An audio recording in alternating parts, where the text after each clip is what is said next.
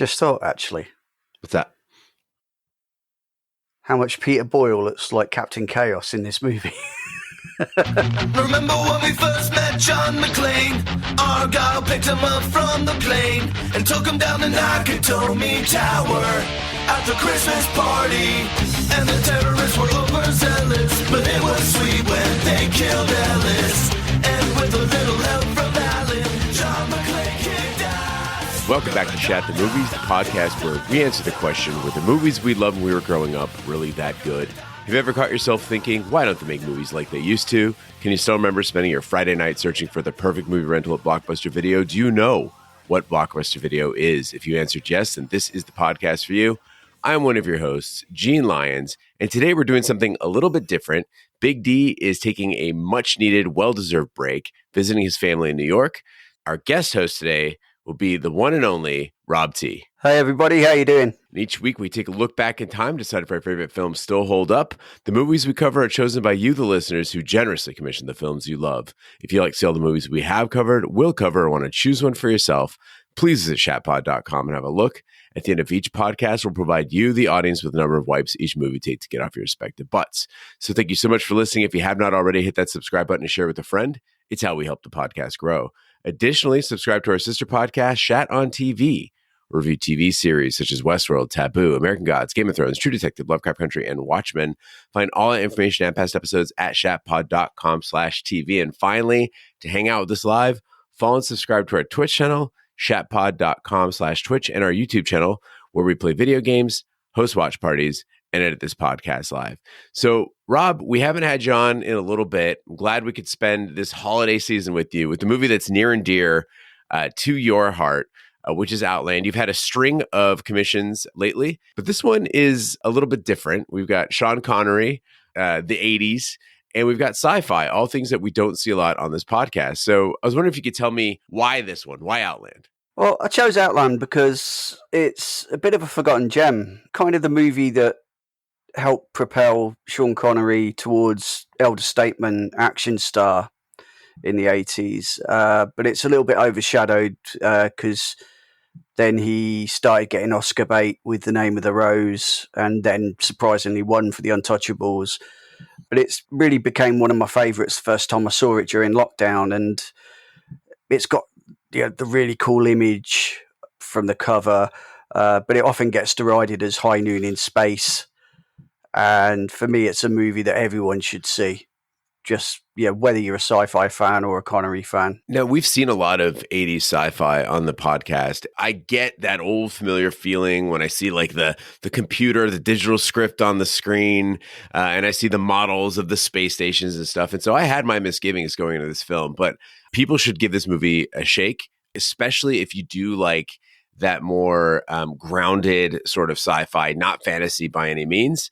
Outland is a 1981 science fiction thriller starring Sean Connery, Peter Boyle, and Francis Sternhagen.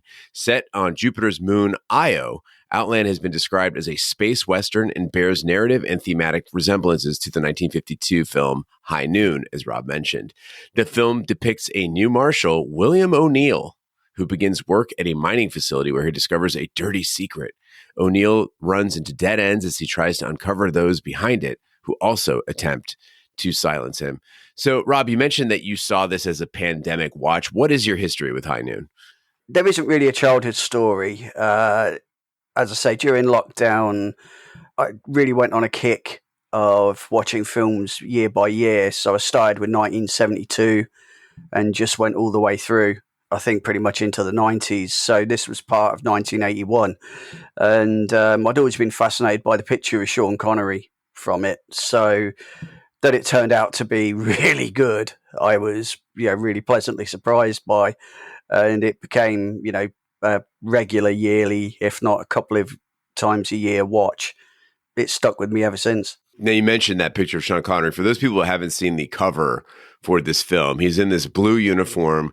He's holding the shotgun, looks totally badass. It's a Connery that we're not really used to seeing. It's not James Bond Connery. It's also not Zardoz Connery, because everybody I told that I was going to watch Outland, they're like, what's that? I said, it's the Sean Connery space western. And they thought I was talking about that 1974 Sean Connery movie where he's got like that 6-shooter in like the bikini thing, looking very space Western.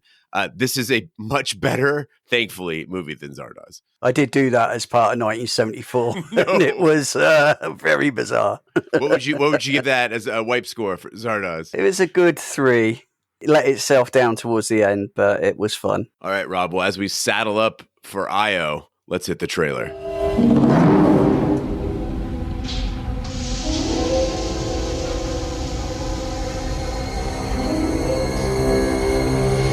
In a mining town on the second moon of Jupiter, something deadly is happening.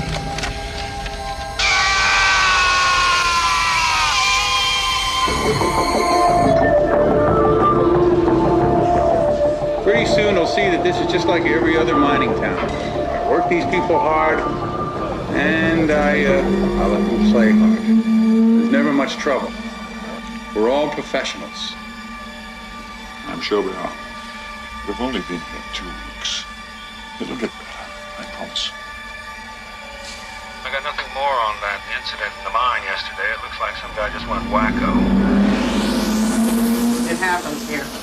How often? I don't know. It just happens here. Why? I'm not a psychiatrist. I can't tell you why. Some people just can't take it here after a while. What's that guy think he's doing? No way it could have been homicide. Had to have been a suicide. 28 in the last 6 months. Did you do autopsy? No. Then how do you know it was a suicide? There's no other explanation. When a person exposes himself to zero pressure atmosphere, there isn't a whole lot left to inspect. Something's there, isn't it? Maybe. Try and meddle, I want you to know what you're meddling with. You're out of your league. You're dealing with grown-ups here. Bingo. Marshal, you're dead. If you're the kind of guy you're supposed to be, you wouldn't stick around. That's why they sent you here. Maybe they made a mistake.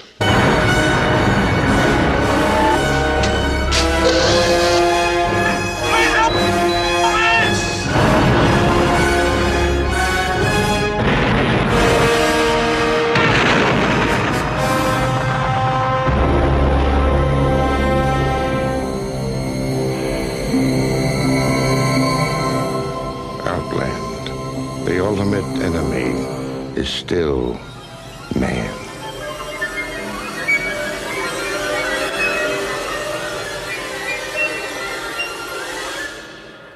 Federal Marshal William O'Neill is assigned to titanium mining outpost Con-Am 27 on the Jovian moon of Io, where General Manager Mark Shepard boasts that productivity has broken all records since he took over. O'Neill's wife, Carol, feels she cannot raise their son, Paul, on Io and leaves to the Jupiter space station to await a shuttle back to Earth. In O'Neill's first case on Con-Am 27, a miner named Tarlo suffers an attack of stimulant psychosis and rips open his spacesuit, resulting in death by explosive decompression. Kane, another miner, dies after entering an elevator without his spacesuit. With the reluctant assistance of Dr. Lazarus, O'Neill investigates the deaths. The first thing that struck me when I saw Outland was how everything looked like Alien. And this was almost the other side of the operation that Ripley and the Nostromo crew were part of. These guys mine it, the Nostromo takes it and refines it on the way back to Earth. But there's no Weyland-Yutani logos, no Ridley Scott. I mean, it's made a couple of years after. But even now, I'm kind of shocked that Disney or Fox, who own it now, as part of the thing, they haven't just bought it and slapped those on there. The same director, Peter Hyams, a couple of years later made 2010, the sequel to 2001, so it could equally be the dirty underbelly of Stanley Kubrick's utopian view, because that's going to exist. And I'm pretty sure this is why he got that gig, because of the way he made this movie.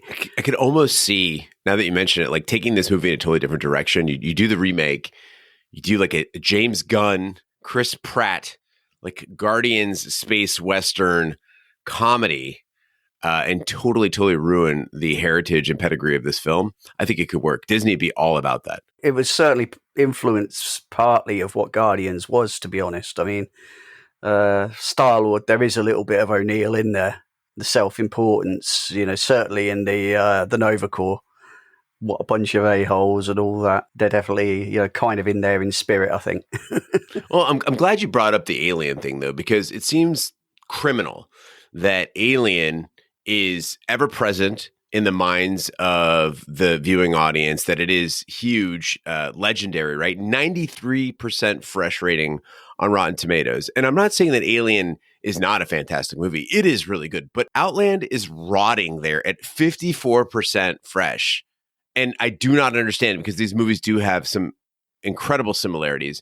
They share so much thematically, so much visually. One thing I noticed about Alien when Big D and I reviewed it, and now seeing it here, is the darkness to hide most parts of the ship. So you can really just focus on details, and you don't have to build an entire world. You let us imagine what the rest of that ship looks like, but you lean very heavily into existing industrial set design, right? Like what a warehouse would look like, what a cargo ship looks like. You can lean into that with just some touches here and there to update it. It makes everything feel very real as this product of late stage capitalism, where things are kind of being neglected a little bit, that the comfort of the individual, the humanity of things is sort of lost. And instead, everything is serving the corporation. I thought they did a fantastic job in this film. I guess it's maybe because at the time when it was reviewed, and maybe since people just thought it was ripping off. Star Wars did it first, then Alien, and now this. So it had kind of been done, and they weren't maybe seeing it through the lens that it could be the same universe, if you like, but just a different corner. You're definitely right. They do make the most of what they have available to them in terms of set design. Now let's get to the star of the show, Sean Connery. I think this is the first and only movie I've seen in which Sean Connery's character has a wife. And it really jumped out to me, because seeing him, kiss a woman affectionately, not trying to sweep her off her feet, telling her everything's going to be all right, trying to be comforting with her, just live in that domestic zone seemed very, very odd. James Bond, no wife. Name of the Rose, as you mentioned, no wife. Highlander, no wife. Rising Sun, no wife. Indiana Jones, I mean, he clearly had a wife because they fathered Indy, but she's dead. And I got to say, there might be a reason for this, because Sean Connery is really bad at acting like someone is his wife. The kisses felt like stiff and staged. His attempts at comforting Carol are awful. I think Sean Connery is very good at what he does, which is womanizing, kicking ass. I don't know about being in a relationship. Yeah, I think in this particular movie, I think it's meant to show that the move was forced on them. Maybe he's a fuck up, and she's had enough. You kind of see how he talks to Lazarus, and around that time he had his own controversial views around slapping a woman if she got out of line. So he wasn't too far away from perhaps his own self there. Then you could see O'Neill perhaps not being above that himself. But she puts up with him as he seems a good dad, perhaps. But it might also just be cop's wife syndrome to the nth degree, because they seem to deal with pretty extreme stuff. They seem to get sent on these stupid assignments a year at a time to crazy places. Like she says, the kid's never seen Earth. It leads to the awkward moment where absolutely nobody she goes behind his back, and nobody on the station respects him because he's already cucked. The moment he stands up in that meeting to introduce himself, they all know, because news travels fast and gossip, that she's already left. And he's talking about introducing his wife, and the woman who probably stands up and introduces likely the one who sorted the tickets. And it's all a little bit awkward. So why is anybody ever going to respect him when they know that he can't even keep his wife there for a few days? The deputies know, his boss knows, all the staff know, probably all the criminals know by that point. All his job relies on is him being a badass, and he just looks like a cuck. And the only one who he doesn't know is Lazarus, and that's because she just keeps her head out of everything and just doesn't give a shit about anything because she's drunk every night. I didn't pick up on the tickets thing at all. Like, I knew that she'd gotten the arrangements, though, but it never occurred to me that, like, oh, that lady probably did it. O'Neill is getting zero respect from anyone on board. I mean, he's the marshal going into this new department, and absolutely nobody cares. They barely give him a glance. Even after he's seen kicking ass all over this mining outpost, clearly they're fucking with him. They're trying to ruin his life. If you're a cop living in a space mining outpost, I feel like there are so many more ways the GM could fuck with you, right? So you got this general manager, Shepard. He does not like O'Neill. He sees O'Neill as an antagonist. Could they adjust the oxygen in his room? Cut his lighting, like locking bulkhead doors to just trap you in places, give you faulty spacesuits. There are so many opportunities for sabotage. I was really surprised that the movie went with the angle of assassins. I mean, that did make a little bit less sense, but I suppose for the aesthetic of High Noon, it was necessary. But the obvious one for me, I suppose, would be the food. Just get rid of him that way. And maybe that's why he refused to eat it.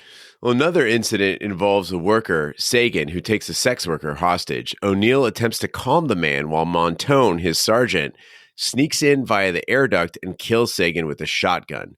O'Neill and Lazarus discover that Sagan had traces of polydichloric euthamol, a powerful amphetamine-type drug in his bloodstream, which would allow a miner to work continuously for days at a time until they burn out and turn psychotic after about 10 months of use. O'Neill uncovers a drug distribution ring run by Shepard and sanctioned by Montone. Yeah, I think this is definitely one of the best set pieces, kind of the takedown, and it's Stephen Burkoff in the role of Sagan. So he's definitely got the right look for the crazed hooker kidnapper. And it was the start of a nice little run of him playing increasingly higher profile villains. He went from this straight into, ironically, a Bond villain against Connery's own returning Bond movie. Then all the way up to Victor Maitland in Beverly Hills Cop, which at the time obviously was the biggest comedy movie of all time. So, and then Rambo 2, which was pretty iconic as well. So, and it all started with this, little 5-minute action sequence here. Yeah, he really kind of nails it of being this crazed little psychopath that isn't really perhaps that crazy, but he's just off his nut and he knows he's going to die, is basically suicidal, but doesn't realize why he is. And it's just basically this drug that sent him crazy. It's a fantastic sequence because we get Connery, he's rushing out, they're calling to him. This is like an opportunity to actually catch one of these people who's losing their mind alive and figure out what it is going on. And so he rushes to the scene. You've got the cops all outside the door of this like airlock door. They go in through the venting. You've got Montone kind of sitting there straddling the air vent, looking down on him with the shotgun. You can see the prostitute. She's there in the bed. You could see Sagan pacing around, slashing around with his knife. And the tension is building as you see Sean Connery being very Sean Connery. I'm not going to sit here and talk with you for a long time. I'm going to tell you exactly what's going to happen. The door is going to open. You're going to come out. You're not going to get killed. Anything else, you will get killed. It felt like the tension was ratcheting up rather than de-escalating. And I thought, did O'Neill really use the best tactics? You're dealing with a guy who's whacked out on stimulants. You know that, right? And instead of trying to talk him down, he starts a countdown. I'm going to count down from 10 to 1. And then if you don't comply, you're going to get killed. So, Rob, I looked into the basic rules of hostage negotiations, right? 1, you got to establish communication with the hostage taker through active listening. I think, O'Neill did that, demonstrating empathy and understanding their perspective. I think O'Neill did that too. He says, hey, I know you're going through something, but you're going to be okay. Then we get to maintain patience, avoid provocations, build rapport through dialogue, prioritize the safety of the hostages by focusing on de-escalation tactics. I'm giving him maybe about a C- on this hostage negotiation because the countdown thing really makes the hostage taker, in my book, feel like they got to do something. He did start hurting her though, didn't he? Like he was cutting her throat a little bit. So I think the time pressure did start to escalate there. He's still trying to show everybody on the station that he means what he says. If he loses this one, by this point, he knows there's going to be another one eventually. So if he doesn't catch this one, okay, not ideal, but someone else will come along and he'll catch the next one. Of course, Montone is perhaps a little bit more in for the kill, and he could have quite easily gone over his boss and just said, "Look, I've got the shotgun on you. Let her go." But he just shoots to kill. And that shooting to kill leads to an incredible shotgun blast, which really highlights how good the practical effects were in this movie. Now, again, we're talking 1981. Movies are very hit and miss when it came to this stuff, but we should take a moment to appreciate John Steers, who did the practical effects in this movie. So he did work on Star Wars: A New Hope, so he's got that background. He's worked on James Bond movies, as you mentioned. There's a little bit of a James Bond circle here with the cast and production staff. This movie is nearly John Carpenter level effects in a sci-fi movie in 1981. We've got Sagan's chest being blown out with that shotgun blast. There are dudes exploding in elevators with like guts coming out of their body cavities. And my favorite was the head explosions inside the spacesuits. They looked fantastic. And Steers' team, they went all out. They used combinations of compressed air, explosives, blood packs, dummy heads. They were just blowing shit up all over the set. And it looks terrific. Yeah, it doesn't look like a cheap movie. Although it's cheaper than Aliens, it doesn't have the same kind of level as Fox behind it. But a lot of the same team went on to 2010 with Peter Hyams, and that had a bigger budget. But did you see who the first guy was whose head exploded? The spider guy? Yeah. No, who was it? Cliff from Cheers. Shut up. Yeah, John Ratzenberger. That's amazing. Everybody knew his name. Using surveillance cameras, O'Neill finds and captures Nicholas Spoda, one of Shepard's dealers, who is murdered before he can be questioned. Montone is found garroted. Following a lead left in a note from Montone, O'Neill finds the latest shipment of drugs, which is shipped from the space station. He's attacked by another dealer, Russell Yario, but O'Neill knocks him out, then destroys the shipment of drugs. When Shepard finds out, he threatens O'Neill and contacts his drug distributor, asking him to send in professional hitmen. O'Neill is prepared, having hacked into Shepard's communications. James B. Sicking is the MVP of this movie. There's a scene where he and Connery play racquetball or squash or whichever game, futuristic version they're playing.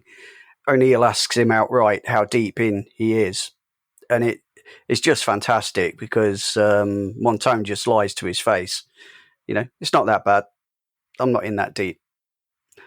But the one thing that makes me wonder is how people don't realize these cameras are actually there, because all the way through, Connery's like one step ahead of them because he's got these cameras, and it's like not even Shepard knows they're there. They're just for the marshal, because the deputies don't even seem to know about them until the very end.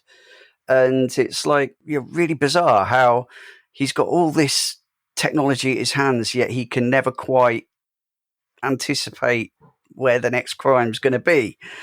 But he can know when they're meeting and knows exactly who's at the meeting and things like that. But he just can't quite anticipate the next drug shipment or the next witness is about to be murdered. And we should highlight for the listeners, these are not like pinhole cameras. These are not well hidden. Okay, these cameras are the size of shoeboxes. They make audible noises when they rotate on their axis, but for some reason nobody seems to notice them except for the marshal, who seems to, as you said, Rob, have the only feed from these cameras into his direct office. Getting back to Montone, he is really good. And I was sort of mad at O'Neill for not being more outraged about his death, because we see him, he's garroted, he's like stuck in a locker, his tongue's bulging out of his head. And this is your sergeant, right? This is not the cleanest cop in the world, but they did kill him. I understand there is a drug trade killing people on Con-Am 27, but you're playing racquetball with this guy. You know this guy on a personal level. You took down a hostage situation with him. O'Neill never brings up his death. He never tries to find the killer. Like, just who did it? I'm curious. He's too busy waving his dick at Shepard to give a shit about Montone. I think it's because he just feels betrayed, that he was lied to. He gave him his chance to come clean.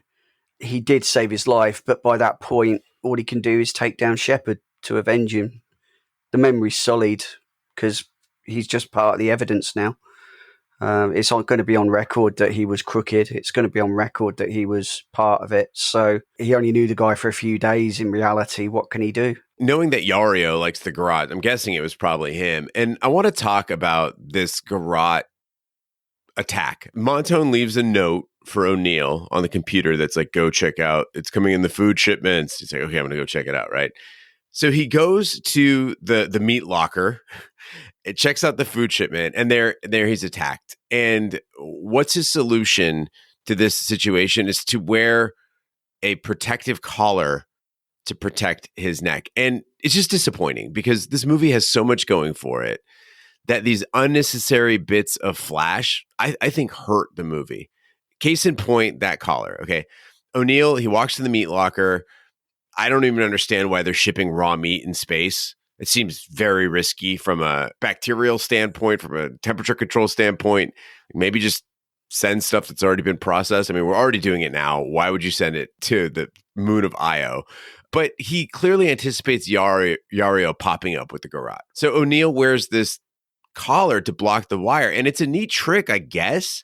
You are the marshal. It is not that uncommon for you to carry a shotgun. Couldn't he just walk into the meat locker and say, hey, I know you're in here. I got a shotgun. Show me where the drugs are, or I'll light you up like Christmas. I guess that's kind of the nod to the Bond fans. You can't have Connery in a sci-fi movie without a couple of clever gadgets just to even up the odds, especially when the guns are quite lo-fi for the majority of the film. I mean, it's something you even still see in gaming today. I mean, I'm pretty sure this film was one of the biggest influences on Starfield.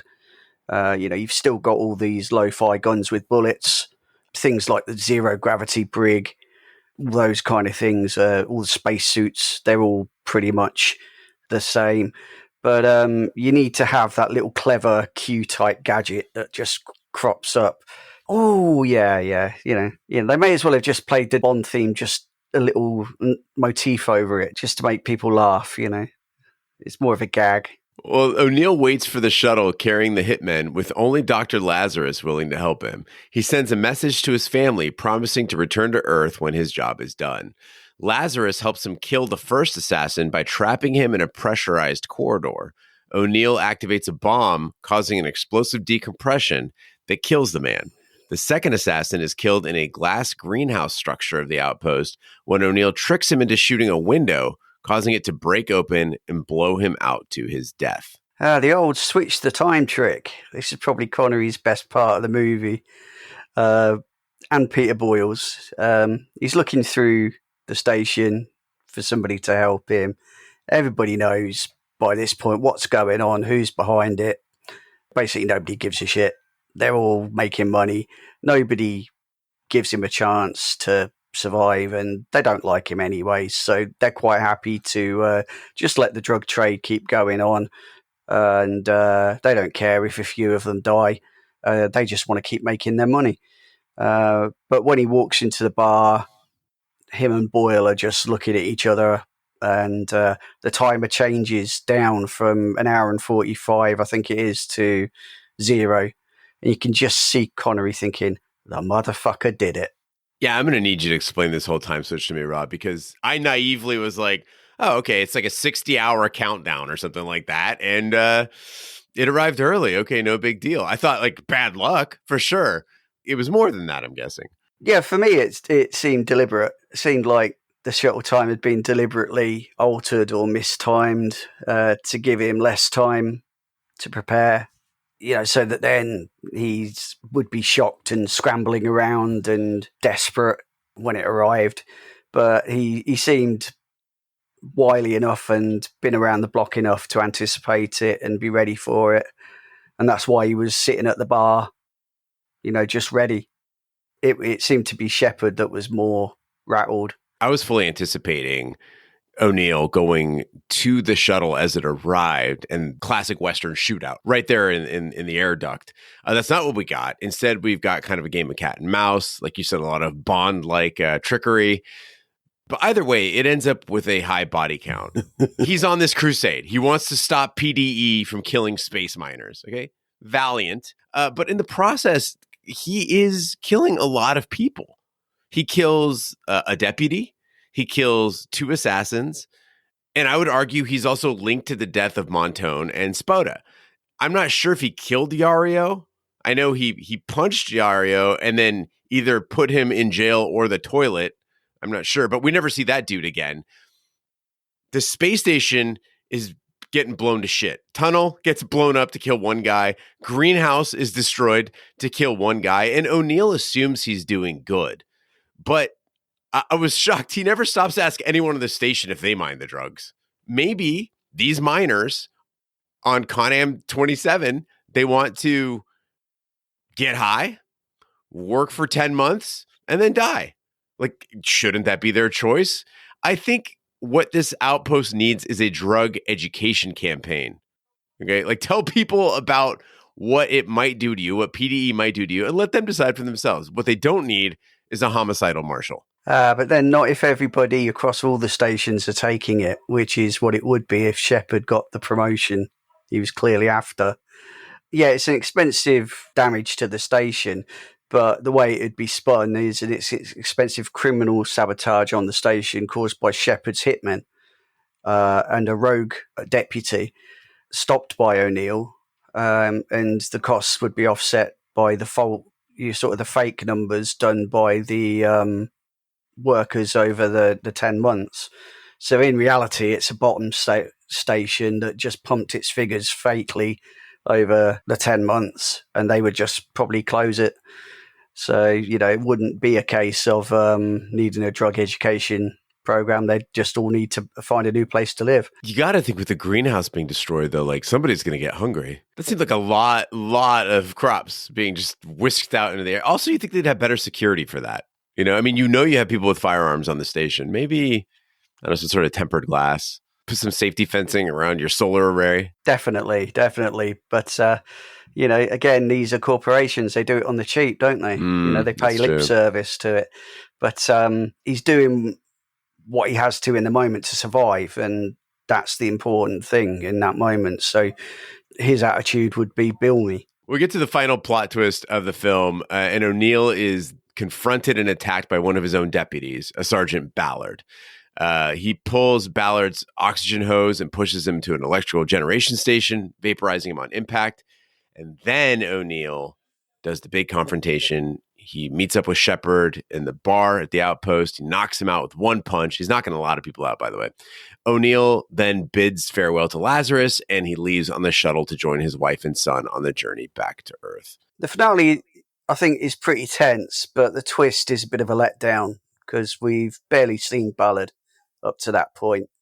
Lazarus would have been a better heel turn if Ballard had actually stood with O'Neill and been fake killed early and then come back. But, at the heart of it, it is a remake of High Noon, so it does deliver on that. Connery looks a bit like Bambi on ice on that spacesuit and the spacewalk outside, and I think this bit kind of soured him permanently on sci-fi, but he was pretty badass overall with the shotgun, and Lazarus was pretty good for once as it was always platonic, there was no question of them at any point being anything more. She's the only one who does show up, and she's there immediately patching him up, sending him back out, giving him the encouragement, and by the end she's the one who knows she's going to be around to just see whatever shit goes down at the station because it's going to be funny. Now, there is a moment where they're in the space racquetball room. She says to O'Neill, "You want to go get drunk?" And I thought, oh no, this is going to lead to sex. Like they're going to be having sex, which nobody really wants to see. And I was so relieved that Outland kept this partnership, as you said, Rob, platonic. Lazarus, she's not presented as a romantic interest. She's not even presented as like that sidekick who's kind of pining for O'Neill. anyone who's even interested in romance or unrequited love. She is, as a character, independent. She is hard-nosed. She's very enjoyable. I really loved this character. And she didn't need to be a hero to help the hero. Like, she helps out, but she's not like really putting her ass on the line in any way other than like kicking a few airlock drawers shut. And she didn't need to die for us to remember her, right? That's another thing you would commonly see in film, is that she was helping out. She's the only one that stood up for O'Neill. She ended up paying the price and dying in the process. There's some, soaring score and a sad moment where he's holding her in his arms as she passes away. You were the only good thing that ever happened on this old outpost. That's not what happens. Lazarus is just a so-so doctor trying to do her job under the circumstances, trying to do the right thing. And I really appreciated that from this film. And for anyone who watches this movie after hearing our fascinating review of it, I want you to know that there is one key scene missing from some versions of Outland. And Rob, I don't know if you saw the version I saw, but in the version that I saw, we understand that Shepard is under pressure from higher ups to get rid of O'Neill and keep the drugs flowing. Otherwise, they say, if you fuck this up, if this doesn't solve the problem, the next thing we're going to do is send the assassins after you. So it's implied that if O'Neill can successfully destroy the drugs and take out these assassins, Shepard is completely fucked. He's losing all the support from on top, and also they're going to send killers after him. But I discovered there's a scene that I did not see, which is O'Neill clearly obtaining warrants for the arrest of Shepard and others in this crime syndicate going up to the top. And I think without that scene, a lot of viewers might be left wondering, like, wait, what just happened? He punched Shepard and then just left? Like, how does that help anybody? I think they removed it because I guess it would impact how the viewer would see why O'Neill was there. If we see those warrants, it looks more like he knew about it when he went in and he was sent to actually bust it up. Maybe just not expected to do it quite as quickly. Without it, it looks like he's just a blunt instrument, maybe sent there as a punishment, blunt instrument, another Bond thing from him. But because they know he'll find the evidence eventually just through what he does with his methods. If you see those warrants, it's definitely implied that he's in on it from day one. And that's why he can't kind of relate to his wife as well. And it kind of sets a different tone for the whole film. Because it's like, yeah, I've got a job to do here, and there's actually an agenda for everything he's doing, and it wouldn't make it as good a film. Part of the fun of this is that he really does stumble into it, just because he is just this wrecking machine. He really does sort it out in a week. In less than the time it takes his wife to get to the space station, he's able to catch up to her. And it's literally that's the funny part, is that he's able to still catch up to them by just punching him out and leaving him. He's leaving him to his fate, and the company might take him out of his position, or his associates might take him out. Dog eat dog. He doesn't care. He's done his job. He'll present the evidence, and he'll get his reward, which will be off the station. Total side note, but that's like is that the biggest Peter Boyle has ever been? He looks humongous in this film. I think so, yeah. I didn't recognize him. He's very big, very, very bushy black beard. But yeah, I think he's meant to be, isn't he? 'Cause he's meant to be quite, kind of slovenly and forever playing golf and just corporate exec, living large, lazy. I should point out that his virtual golf setup, they actually built one of those near my home, and it's oddly popular. So, wave of the future. Yeah, but I mean, for 1981, that would have cost a lot. Oh, yeah. Now is the time of the podcast where we give our Shat score for Outland. The Shat score is our way of telling you how many wipes this movie takes to get off your respective butts. 0 wipes, Rob, is 14 hours of work in 6 hours. And 5 wipes is an absolute disaster of a film. It's when Sean Connery kicks your nasty ass all over this room. Rob, guest of honor, we'll start with you. What is your wipe score for Outland? I was hooked when I first saw the movie. I think it's one of Connery's better non-Bond performances. It works as a sci-fi thriller, spiritual sequel to Alien, or a remake of High Noon. There are a few budgetary problems that let it down looking back, but you can see its influence even now on games like Starfield. I'm going 1.75. It's just better than a 2 because of the cast. All right, fair score. Rob, I'm right there with you, just a little bit lower. Really, really appreciated what they were doing in this film. And I think it is important to look at it on its own, even though it is so closely related to other films. I'm a sucker for a movie that takes all the elements of a Western, but isn't clearly a Western, right? Maybe hints at it. I have the same appreciation for movies like Way of the Gun, modern, but has the Western themes and style. On this one, I'm going to go just below you at 2 wipes, which gives us an average wipe score of 1.875 wipes for Sean Connery's Outland. And that ties this movie in the 296 spot with Rambo First Blood. It's slightly better than Back to School and Great Expectations, and slightly worse than a ton of movies, including Who Framed Roger Rabbit, Starship Troopers, Dogma, Heathers, Three Amigos, Ace Ventura Pet Detective, Don't Tell Mom the Babysitter's Dead, Cannonball Run, Fire in the Sky, and Desperado. I think that's very respectable for a 54% rotten score. Yeah, the only one I'd have any issue with there, really, I think, is Cannonball Run. It's definitely better than Cannonball Run. It's Cannonball. It's a zero wiper. Can't forget that theme. Come on. Cannonball. Yeah. I know that you've experienced the expanses of America, but maybe you need a refresh of just what it feels like to drive coast to coast in such a great country. Perhaps, yeah. And Rob, before we close out this episode, I did want to get to one email, and it comes from listener Dale Anderson, who commissioned Scarface a few years ago, so a fellow commissioner. He wrote in about Run Lola Run, which we recently did, and said 100,000 Deutschmark in 1998 was worth about $60,000, not over $300,000. Still a lot of money, but not as much as you all were thinking. Love the podcast. Keep it up, guys. Dale. So the Deutschmark. I first went to Germany in 2012. And at that time, they were already on the euro. So I'm not familiar with the Deutschmark. You were around back in 1998, Rob. Do you remember the Deutschmark being worth so little? The only times I've ever been to Germany, it was always the euro. So I never really dealt with it. But it was like going back, like when I was little and went to Spain on holiday, and it was the peseta. It was always like silly denominations, like 10,000 pesetas for a pairs, or like if you wanted a chocolate bar, it was like 50,000 pesetas or something like that.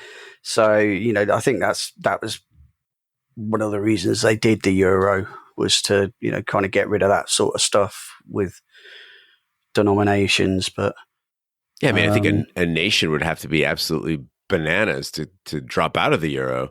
I mean, it seems like such a convenient thing to have a common currency among all the European nations, Rob. I don't know. I mean, we as a country decided to leave the European Union. I personally did not choose to, but we didn't have a choice. And those of us who voted remain. But let's not go down the political route, lest we get letters or voicemails. Well, Rob, that brings us to next week's movie, and it is commissioned by one of your countrymen, Simon from Blighty.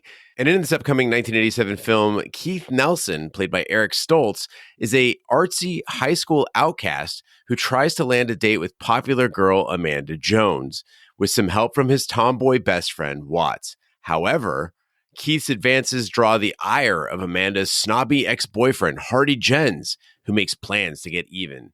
Matters are even further complicated when Watts realizes she likes Keith as more than just a friend and tries to convince him to stop pursuing Amanda. This upcoming film was written by John Hughes and pulled in $18.5 million at the box office in 1987. Should be a good one.